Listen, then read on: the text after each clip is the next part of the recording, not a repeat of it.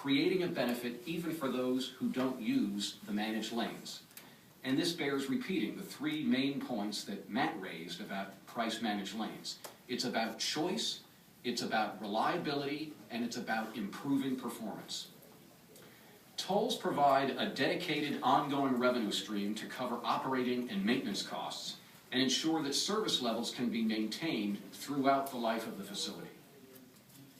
Toll financing can accelerate the availability of initial funding for a facility compared to other funding and financing methods and allow the facility to be delivered much sooner. The 495 express lanes in Virginia is one example. Tolls enable construction of transportation facilities that would never have been built in the first place, relying on other funding sources. The George Washington Bridge in New York, the Golden Gate Bridge in San Francisco are two examples of this. Also, think about locally important facilities like the 91 express lanes in California and its planned extension, and facilities in Houston, Denver, and Minneapolis. Using toll revenues to repay the original construction debt helps to demonstrate or helps to distribute costs over a project's useful life and among all users of that facility. And finally, as we're discussing today, tolls can help manage congestion through priced managed lanes and reduce the negative impacts on the environment by providing a faster trip for everyone in the congested zone. The second point I want to emphasize is why tolling will become even more important as a way to fund surface transportation.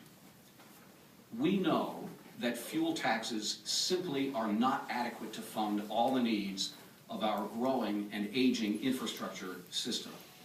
The 18.4 cents per gallon federal gas tax was last increased in 1993. Since then, it has lost more than half of its purchasing power. As a result, the Highway Trust Fund revenues are suffering. Since 2008, Congress has transferred more than $55 billion from the general fund revenues into the Highway Trust Fund, just to keep it solvent. It's clear the federal gas tax alone is not sufficient to support road infrastructure, and governments need a wider mix of funding options. Recently, many states have been more active in raising fuel and other transportation fees, I should say fuel taxes and other transportation fees, to try and meet their needs. But they're still desperate to find other methods to raise revenue. Tolling is one viable option. No single funding or financing method is right for every existing or new highway, but tolling may be the preferred option in many situations. We know that the federal government is unable to pay for many of the transportation investments our country needs. Therefore, state and local governments should have the flexibility to choose the funding options that are appropriate for them, including the ability to toll existing lanes of interstate highways. We know from a previous America Thinks study that 84% of Americans feel tolls should be considered project by project or as a primary source of transportation revenue. This most recent America Thinks survey shows that large numbers of people also support the more subtle aspects associated with paying for a premium service, just as they have with cell phones and cable TV.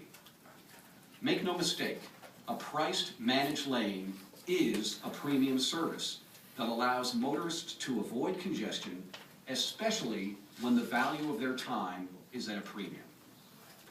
The third issue I want to emphasize is what else we can expect in the evolution of tolling. Tolling is a high-tech industry that's becoming smarter, more efficient, and less costly to implement all the time. In the old days, you paid a toll by stopping at a toll booth and handing your money to a person, or by dropping your coins in a coin basket. Paying a toll meant stopping and waiting. Not anymore. Today, most toll roads, bridges, and tunnels collect tolls electronically. As your vehicle passes under a gantry, you pay your toll without stopping, often at highway speeds, using a transponder associated with your account. Most toll facilities are moving toward all-electronic toll collection, AET, in which no cash changes hands in the lanes.